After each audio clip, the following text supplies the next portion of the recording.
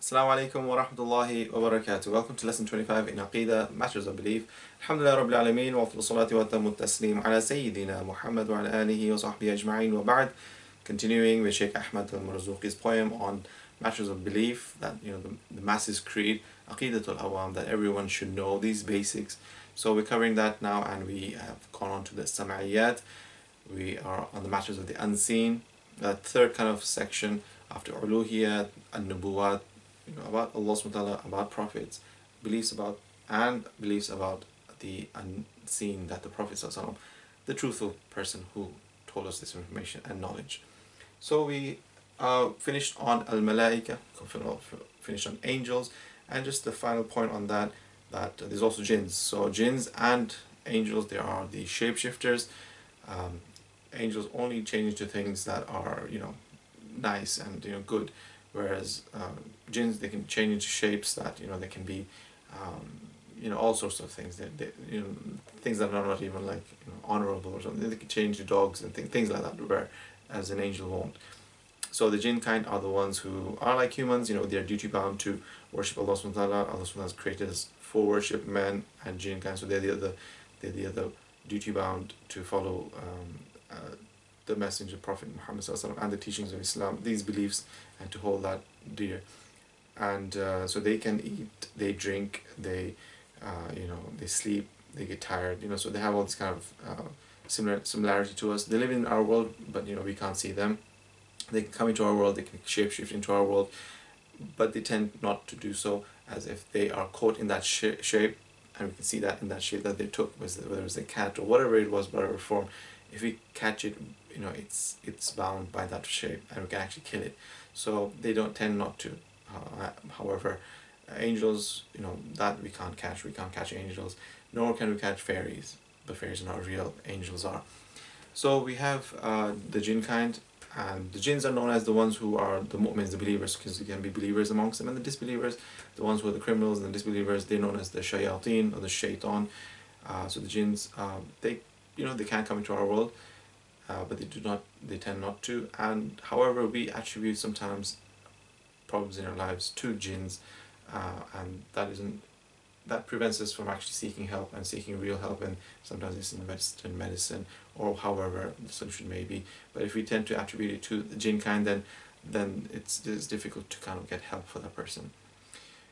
So that's the jinn kind, and the angels now complete. Now we move on to the next main area, which is the books. So these are the books that we as Muslims, as mu'mins, believe in. The books of Revelation. So that comes in the poem, أربعة من كتب تفصيلها. So there's four major books that were revealed to the prophets, and these well-known books are Torah to Musa. So we start off with the Torah of Musa alayhi salam, and بالهدى تنزيلها, and with guidance it was revealed. It came with guidance. So Prophet Musa alayhi salam, he was given the Torah. Torah it means Sharia. It means a path followed to that leads to Allah subhanahu wa ta'ala, to his pleasure, to what he approves. So the Torah is a book on legislation, on laws, very heavy on it, very strict on it. And Prophet Musa alayhi salam was a very strong prophet to come to these Banu Israel, who were very strong people, and this book had many restrictions, and it really straightened their life, as is also in terms of a punishment to them, as they would go beyond the bounds of what Allah has set for them. So it's not a book of adab, it's not a book of manners and character, but it's more of do's and don'ts, commands and prohibitions. So it's very strict in that. There's a lot of things that were forbidden in that book for the Banu Israel to do. And so that was revealed to Prophet Musa alayhi salam in the language of Abraniya, which is the Hebrew language. And that was number one.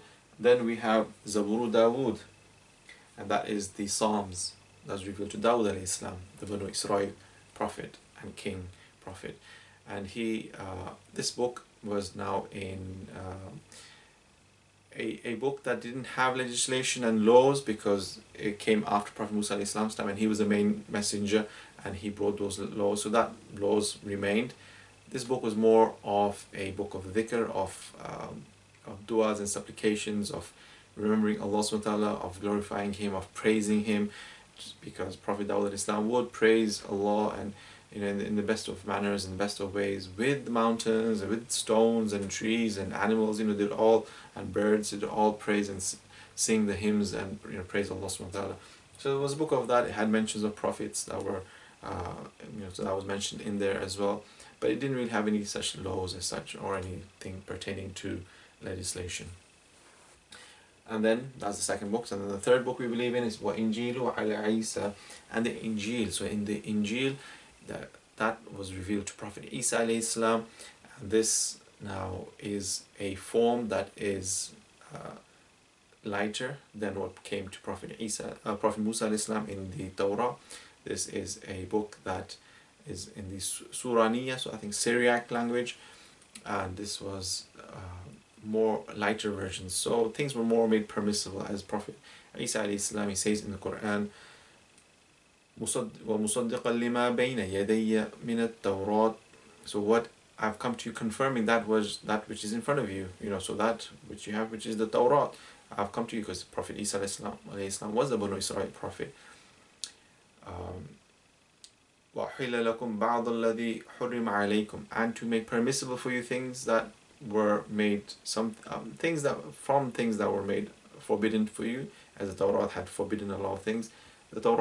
The Injil made it a bit more permissible, and it was a more lighter version, and it had adab as well in it, and akhlaq and those kind of things as well, whereas the Torah didn't. So that was revealed to Prophet Isa alayhi salam, and that was the third book we believe in that was revealed. And then we have وَفُرْقَانٌ عَلَى خَيْرِ الْمَلَأِ, and the Furqan, so the Quran, this is referring to the Quran, that is known as the Furqan, the distinguisher between haqq and batil, between truth and falsehood, and it was revealed upon the Khair al-Mala, the best of creation, the best of men, the one who is the most noble of men, the Prophet Muhammad sallallahu alaihi wasallam. So this great miracle that we have in front of us, that we read, it has Sharia, it has many laws and legislations, it has things about science, it has stories of the prophets, it has many other morals in there, and it contains many books, many supplication and dhikr as well. So we can use what the prophets said and how they beseeched Allah subhanahu wa ta'ala in dua and supplication. So we have that in that. So it's like the best of both, and our Sharia is the best of both, from the Sharia of Musa alayhi salam and Isa alayhi salam. It's to combine both, and we have the option to sometimes practice from the both. So the Quran as well, it's it's like the better version of the previous two books, and that was revealed to the best of creation. After that, that's the 4 books. Then we have some parchments, some scriptures, some scrolls, which is وَالصُّحُفُ الْخَلِيلِ وَالْكَلِيمِ, and that is the scroll that was revealed to Prophet Ibrahim alayhi salam, al-Khalil, and Kalim, which is Prophet Musa alayhi salam. So they received some more scrolls, and from Allah subhanahu wa ta'ala, and that was فيها كلام الحكم العليم, and that in it was the speech of Allah, in the most knowledgeable, the most wise, and it had in it in the language of who is revealed to. It was revealed in that language, having also many things that are going to be of benefit for mankind. وَكُلُّ مَا أَتَى بِهِ الرَّسُولُ. So after these 4 books, now it just mentions that everything the Prophet ﷺ brought, that is something that we accept. وَكُلُّ مَا أَتَى بِهِ الرَّسُولُ, and everything that the Messenger ﷺ brought, what do? We have to do. فَحَقُّهُ التَّسْلِيمُ وَالْقَبُولُ. So it is the right that we accept it, we submit ourselves to it, and we receive this from receive this.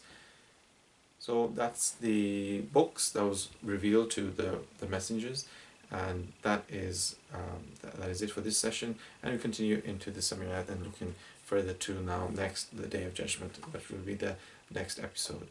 وصلى الله على سيدنا محمد وعلى آله وصحبه وبارك وسلم.